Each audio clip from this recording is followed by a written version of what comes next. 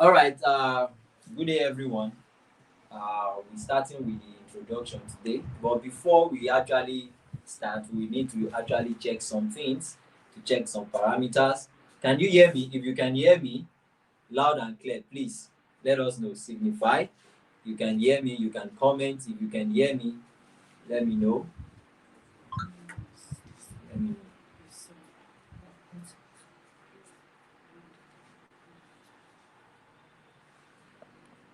So if you can hear me, let me know.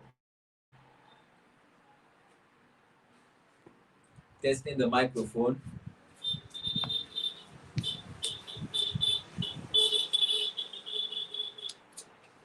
Okay, I think we've gotten the feedback that you can actually hear me. So can I start now? All right, let's kindly wait for a few people to join more. So just as we've been saying, the class is more of practical. So uh, we want to, just as we are trying to complete the theoretical section on your fundamental knowledge on soil analysis, soil health management, we will be trying to also overlay it with the practical section, because as soon as we are done with the theoretical part, we dive into the practical section. So, and that is why we are introducing the practical section to you today, and we are trying to do that with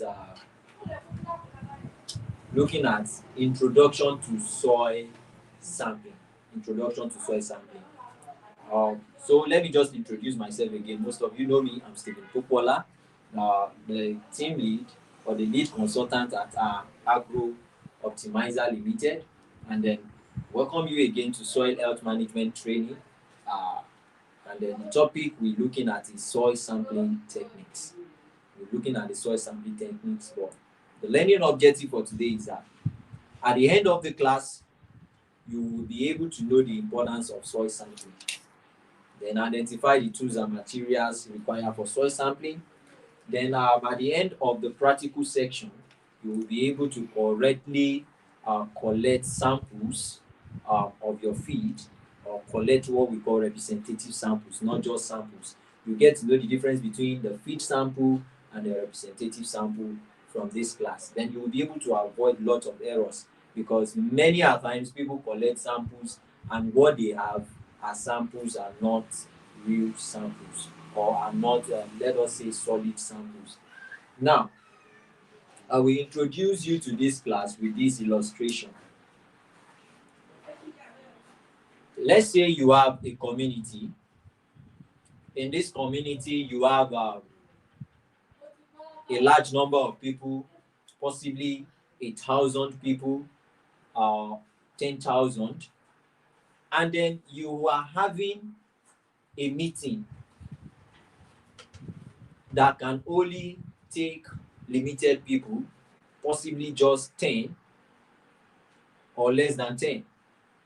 And then you want these 1,000 people to appear in the meeting. What will you do?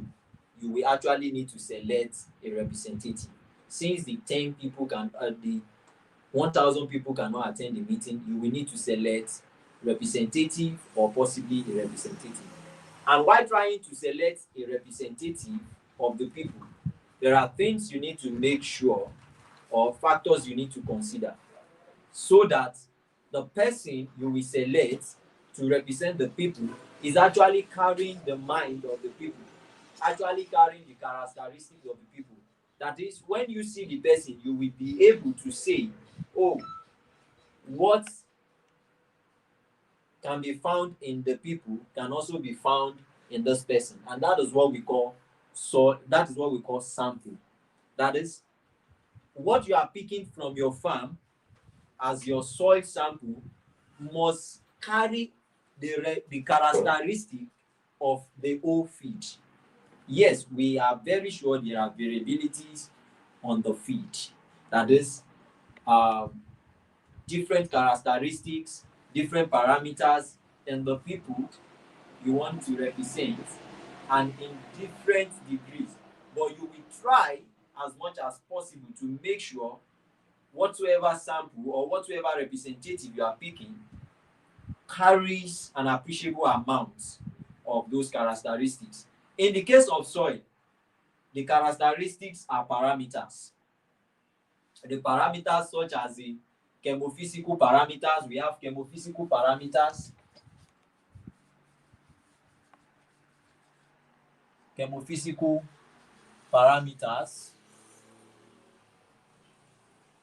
and then in an extensive manner or in an extensive form, we have the microbial parameters. These two trying to represent the living and the non-living components of the soil. So when you are actually picking a sample across your field, you try as much as possible that whatsoever sample you are picking to represent the entire of your field, the entirety of your field, actually carries an appreciable amount of the parameters that can be seen across your field, reducing the discrepancy in the level of in the difference level, reducing the discrepancy in the level of existence of those parameters. Now, why do we need soil? Why soil sampling actually matters? Soil testing is only accurate as the sample collected. Most of the time, people uh, don't get the results they want at the end of the day after carrying out soil tests. Not because the soil testing, and the recommendation are not correct or are not good. They are. But if the sampling is wrong, that means the entire process will be wrong, or the results you will be getting will be wrong. Because if you get it wrong from the sampling, then you will actually get it wrong even on the field. So you need a good representation of your field. And that is why I said here, good sampling equals reliable analysis, and it goes into correct recommendation, because it's going to help you determine the nutrient status of your soil. It's going to help you in planning fertilizer application. It will even help you in actually carrying out some other agronomic practices. We have seen cases whereby from the results of an analysis, of a soil analysis, we were able to actually advise farmers on the type of agronomic practice they are to imbibe or adopt, and the one they are not to. Um, in a case in a case of a particular farmer somewhere around Odeda in Ogun State of Nigeria, after the soil analysis, from the findings, the results, we could actually give recommendation to the farmer not to plow beyond a certain depth of his farmland. Yes, a certain depth. It should not go beyond that certain depth. So you don't just take tractor to the farm and just plow anyhow. No. Even the soil analysis can guide you on what depth to go and what kind of land preparation practices you should adopt and the likes. So it goes a long way. Now, let us quickly go into types of sampling. Do not forget, this is an introductory class. At the practical section, you will see how it is being done. You will be guided through. In fact, for those that will be available on ground for the practical, you will be engaged to actually carry out sampling on the field yourself. Yes, that is the essence of the practical section, because a knowledge is not yet a knowledge until it can be practiced effectively. You cannot actually prove you know a thing until you can actually do it. So now let's talk about types of sampling. We have 3 types of sampling.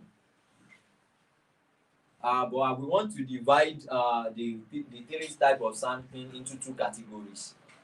Yeah, we have the, let's say, a kind of, let's say, free hand sampling. Let me say a free hand sampling. Free hand sampling. And we have an organized or strategized sampling. The free hand sampling is actually as two. Is divided into two. We have the random sampling. Let me say category A, category B. For category A, which is free hand sampling, we have the random sampling, and then we have the zigzag sampling. Let me treat that category A before we go into category B. The random sampling is you picking soil sample, like picking an amount of soil across your field while moving in an haphazard manner, that is, not organized manner, not as if you have a plan to pick from somewhere. You just walk across your farm anyhow, just the way it goes across your farm, from left to right, forward, backward, and as you are going, you are just picking you stop at some certain spots and pick soil sample, like you pick soil, and then you pick soil across the farm that way, just in a random manner, just as it says, a haphazard manner. Not that you actually have a plan. You just walk across the farm at various spots. As you go, you pick the sample, you extract sample across the field. Then we have the second, which is zigzag. Now, this is still you walking across your farm to pick samples, that is, to pick soil, a measure of soil to represent your field. While you walk, you try to walk in this shape we call zigzag. Like you walk zigzag. You know the other one, which is random, you just walk at your will. You go forward, backward, in an haphazard manner. You can even come back to places you've passed and still pick sample, and still pick soil, and still extract soil for sample, and still pick the material on the ground. Yes. But for zigzag, you walk across your farm from one end to the other, and you pick like that. So you can pick from here, pick from here, pick from here, pick from here, pick from here, as you walk in that zigzag manner across your field till you get to the other end of your field. You pick. So that is free hand sampling, like a free move sampling. Yeah, free hand or free move sampling. Then let's go to the second category, which is organized or strategized sampling, or you also call it stratified. It has only one. We call it stratified sampling. Now, what is this sampling all about? Just the way it is said, organized. That is, you plan the sampling. You are not just moving across the field in whatsoever manner, but you plan the sampling in such a way that you take sample based on the variability of some factors across your field. You pick samples across your field based on the variability of some factors across your field. What are those factors you consider?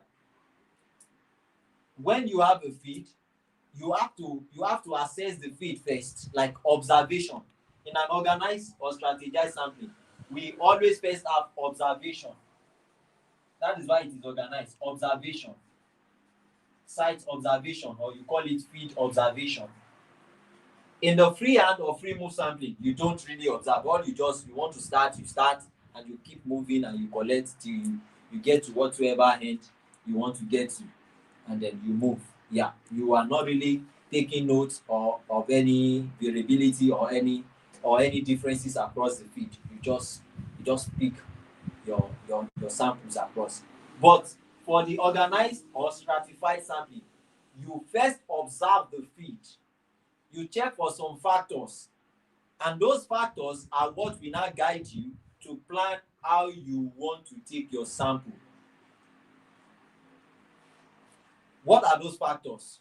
Some of those factors are like crop history.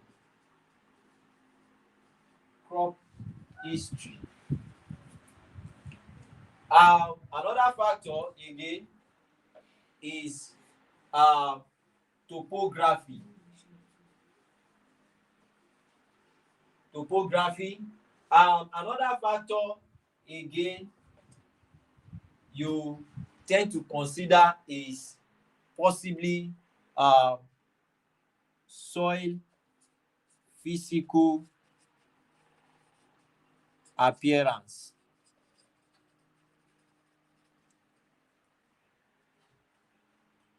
And then another factor you may want to consider again is presence of features, or maybe you are looking at presence of features such as water and the likes. Yeah, which we can still put that under the physical appearance, because the physical appearance will guide you. Now, when you observe the feed under the organized or stratified sampling, you observe the feed based on crop history. There are times when farmers call in and they are like, okay, when we want to actually know the type of test or how the level of our service that will be engaged on their feed, we ask them, this farm of yours, has it been in cultivation, or it's a new land, or it's a fallow land that wants to be reopened, or a forest that is just about to be opened.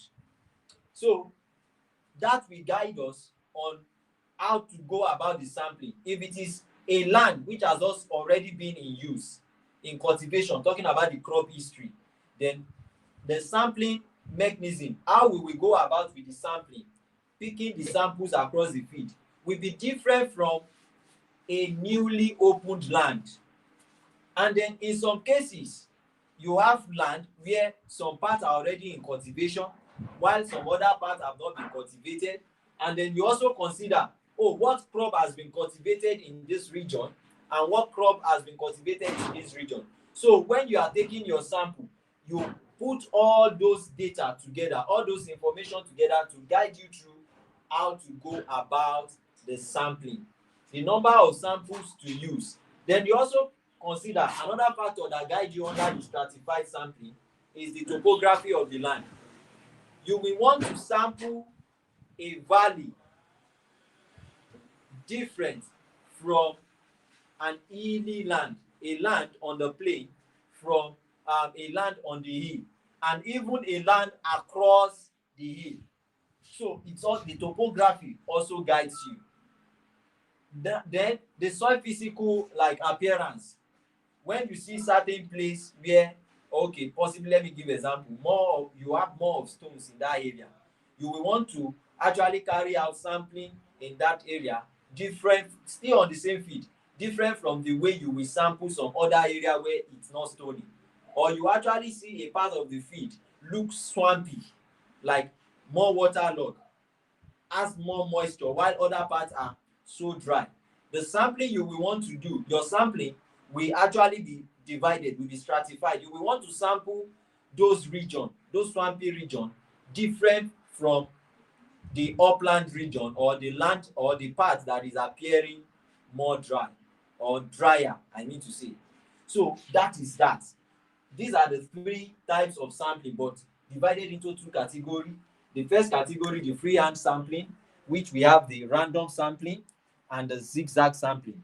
Then the B category, which is the organized or strategized sampling. We call it stratified sampling again. It's guided by this factor: crop history, topography, soil appearances, and presence of some features such as water.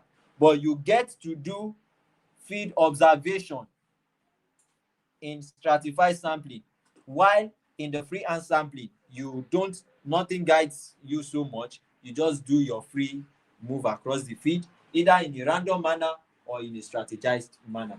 So let us close on that. More of it will actually be treated in the practical on-site section, where you will actually see things yourself and possibly do things yourself, being guided by instructors. Then we look into some tools. I will just mention them here. At the practical section, you will see them. Yes, we have some tools and materials for soil sampling. When you are going for your soil sampling, we have a soil auger or a soil probe, and you can also improvise for this.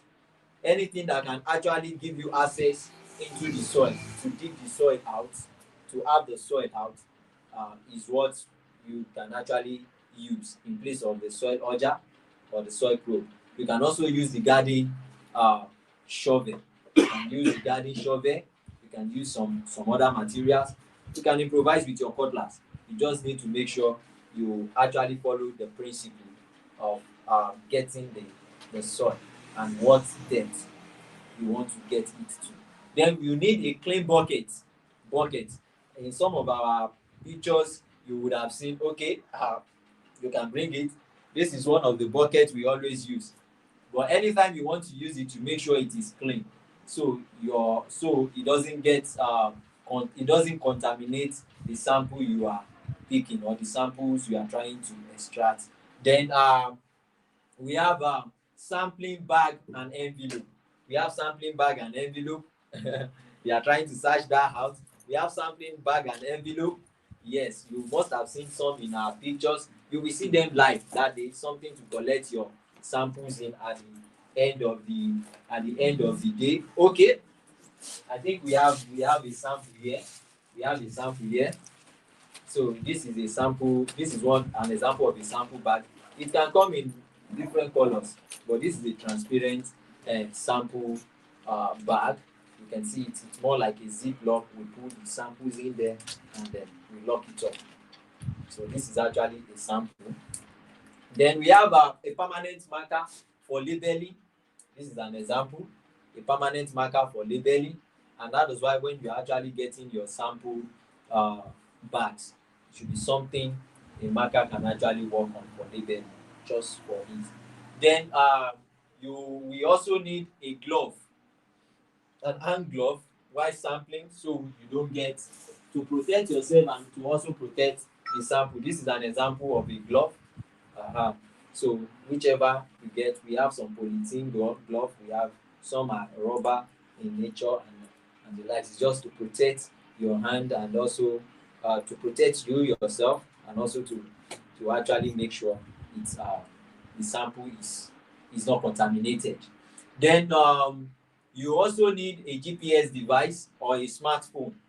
Yeah, what you use a GPS device for, or you use a smartphone for, because your smartphone can actually serve as a GPS device, and then it can also carry out some other functions too, for location recording and some other things we will introduce you to at the practical on-site section.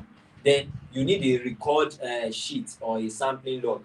Yeah, you can actually go with a physical sheet to record some things, your sample log, maybe a small jotter which you are using for your sampling and the likes, or you can actually use your phone. You have notes on your phone, you can create a note for the record, and you can even use some apps.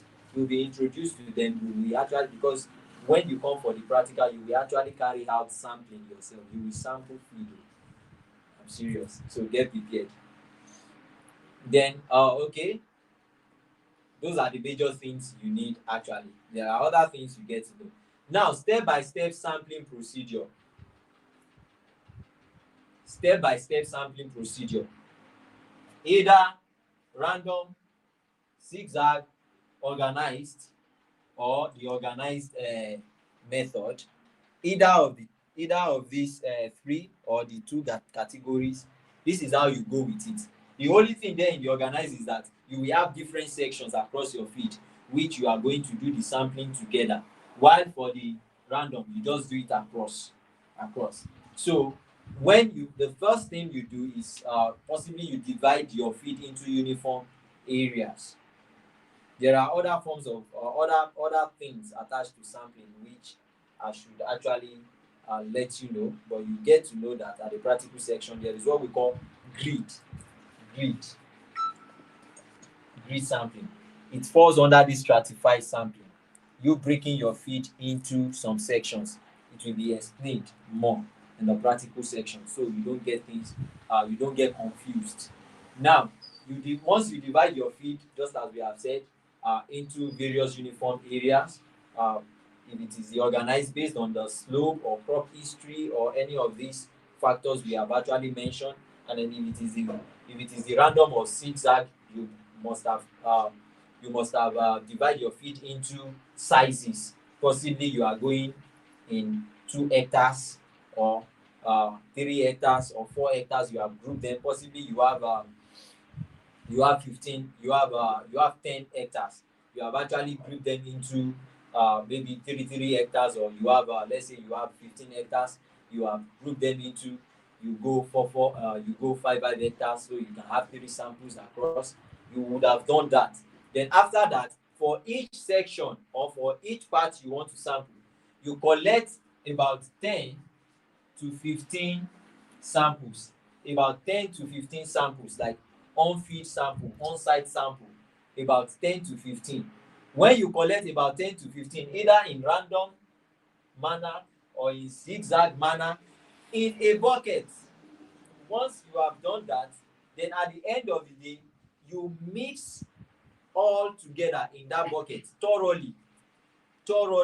After mixing all together in that bucket thoroughly, then you serve out a composite sample. From whatever you get, you serve out a composite sample, and that will be what you will call your representative sample. From that 10 to 15 sample, after mixing thoroughly, you serve out a composite sample. That is from there. Then you will ask about what measure. We always advise 1 kg, nothing less than 1 kg. In some cases, you don't really need, in the analysis, you don't really need more than 500 grams.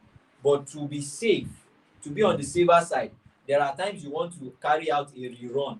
So you have enough, a rerun analysis, you have enough. Or basically, or when you are sending to a laboratory, they want to carry out a rerun, there should be some other sample they can actually work with, like SSs, they can actually go and take from and work with. So we always advise minimum 1 kg. Then you put it in the envelope, in the sample envelope. Then you label it with the name. That is, we call the name feed ID, like feed ID, maybe the name of the farm, whatsoever you can use to identify it. You put the date in which you did the sampling, then you put the depth to which you have actually extract the sample. Now the depth, let me talk about the depth now. The depth, whatsoever depth you are picking the sample from, depends on the crop to be cultivated or what parameters you want to test for. If you are cultivating, generally, let me know, but when you come for the during the practical section, the on-site practical section, we will do more explanation on that. But generally, we have the topsoil sampling and we have the subsoil sampling. Now, if it is the topsoil sampling you're going for, you just go from 0 to about 20 centimeter, from top to 20 centimeter deep. That covers your topsoil. Anything beyond that, for about 40 centimeter, anything beyond, okay, from 20 down to about 40 centimeter deep, that is your subsoil. Now, for crops such as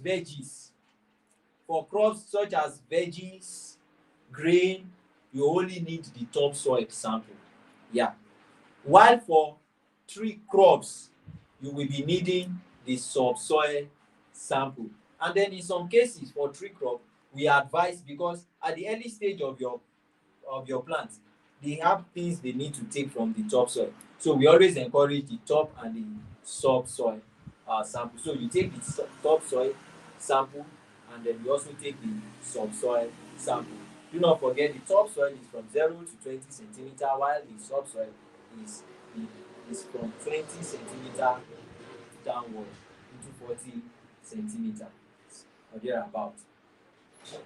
Then we have common errors or common mistake which people make while sampling. Take note so you don't make the same mistake, because once you make such a mistake, that sample is not an effective sample again. It's not an effective sample again. Now, when you take your sample close to a manure heap or a compost pit or a fertilized area, such sample is not a sample again. It's not a solid is not an efficient or effective sample again.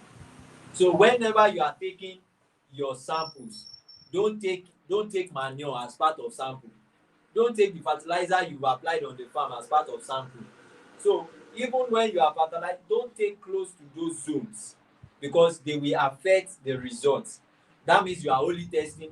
If you take samples from where you've just applied fertilizer, or you take fertilizer as part of the sample, you are only testing for the fertilizer. You are not testing for the soil nutrients. Now, another error which people make that actually affects the results of soil analysis is using dirty tools or container. You know, I told you earlier on that even the bucket you are to use should be clean. You make it clean, because it can actually get contaminated, and it will be the contaminant effect will also be in the results you get. You may be seeing your land to be fatter while it's not. No land is not actually fatter. You may be seeing some contamination, some element present in high amount in your soil, whereas they are not really present in high amount in your soil. It's just from the materials you use. As we are approaching the end, you can kindly drop your question in the chat box so it can be attended to. Then another error you need to watch out for is inconsistent sampling depth. Inconsistent sampling depth. Don't just, because that's one of the errors farmers make. They'll be like, we can take the samples ourselves and send out to you, and then sometimes we always take time to guide them through. Some will not even wait to guide them through, or possibly if it's not Agro Optimizer, some don't really have the time to guide you through. Now, when you are taking sample, make sure the sampling depth is consistent. If you are taking soil sample, make sure if you are taking topsoil sample, make sure it's within that range we told you, 0 to 25 centimeter, within that range. Not that you take 0 to 20 centimeter, I mean. Not that you are taking topsoil sample for about 5 spots, you take from 0 to 20 centimeter. And then for some other 5 spots again, still within the same composite sample, you are taking it in, you are taking it as deep as 25-30 centimeter deep. It has become inconsistent. You have to be consistent. If you are taking topsoil, make sure it's within the range of 0 to 20 centimeter. And if it is subsoil, make sure it's within the range of 20 centimeter downward. That is from 21 centimeter to 40 centimeter. You can take from that range across. So make sure it is consistent. Not so sampling is not just I laugh at people when they just say they take sample. You just see them going around the field, just taking wherever they, not following orderly manner or not following certain principles. And at the end of the day, they get wrong results and then wrong recommendation, and they will still come and get wrong productivity. Now, another error you have to be on the lookout for is not labeling samples correctly. Make sure you label your samples correctly so there is no mix up. Make sure it is labeled correctly so there is no mix up. If there is mix up, it will also affect the analysis and the result. Now, the last error mentioned here, there are other errors, but the most common one people make. The last one here is collecting samples immediately after fertilizer application. There will surely be an effect of the fertilizer application on the result or on their analysis. You don't take samples immediately after applying fertilizer. And that is why most of the time we tell farmer pre-season, that is before you plant, take the samples, run the analysis, and possibly mid-season, if you've got the capacity, but not immediately after fertilizer application, and then end of the season too, you can actually take samples to run your analysis. Then now we go, what is left are the practical parts, because I've got some things to show you here, like how your data recording examples look like, and a whole lot. So I just have a summary before we have some of your questions answered. A summary of what I've been able to actually mention today. Soil sampling is the foundation of accurate soil testing. If the foundation is destroyed, the whole house is coming down. The whole building will come down. So if you don't get the foundation right, the building will not be right. So if you don't get sampling right, you will never get the analysis result or recommendation right. And even your goal for the soil analysis will not be achieved. Then number two, follow standardized procedure for consistency. We have given you those values, those steps, and then we are still going to expose you to those values and those steps, those principles on the field section when you come for the on-site practical section. So you follow them and they guide you through having a standardized soil samples. Then always ensure representative and well labeled samples. Make sure you label well. Yeah, make sure you label well your samples. Then make sure you do all that has been said to be important. Will I say any question? Yes. Okay, I believe we have questions. So let us quickly read the question. Please read. There's a question from Mr. Daniel Paul. He says, what's the recommended soil sampling depth for tuber crops? Okay, that's good. From Mr. Daniel Paul, what is the recommended sampling depth for tuber crops? Now, we said for tree crops should go from 20 downwards. Now, tuber crops will fall on every other general crops that are not tree crop, because I want you to know, you will agree with me that tuber crops actually have their tubers in sizes. Potato is a tuber crop. Yam is a tuber crop. The size of potato, the depth to which potato will go in the ground is different from the depth to which yam will go in the ground. Now, the stem, the part of the plant, that is the tuber crop, the part of the plant that takes the nutrients is what we are considering. So the part of the plant that takes the nutrient, that absorbs the nutrient in for the bulkiness of the tuber is at the topsoil range. So topsoil, stay at the level of topsoil depth for the sampling for tuber crops. The reason why we mention for tree crops to go downward into the subsoil, that is from 20 centimeter down to 40 centimeter, is because at the early stage of the tree, I mentioned it, they will actually be taking nutrients from the topsoil too, but there will be a level where most of their roots will now be down into the subsoil, and most of the nutrients they will be needing then will be at the subsoil. The topsoil, they will take some of their roots that are at the top, but most of their roots will now be embedded in the subsoil. So they will now be waiting for even more nutrients to come from the topsoil into the subsoil for them to take. And that is where farmers will need to also be enriching their subsoil well, so they balance the whole thing up. So for the question, tuber crop, stick to the topsoil and topsoil depth specification. Any question? Next question. There's another question from Mrs. Oluwadamila Abosedi that says, how do we know if there's an error in the sample collected? Okay. How to know if there is an error in the sample collected is that you would have wasted money, resources, time, and effort, because to know if there is an error, it may be that when your result is not your result of farming, like your productivity is not meeting up with what you expected, then that can push you to go back and go and check. And even as at that time, the status of the soil has changed.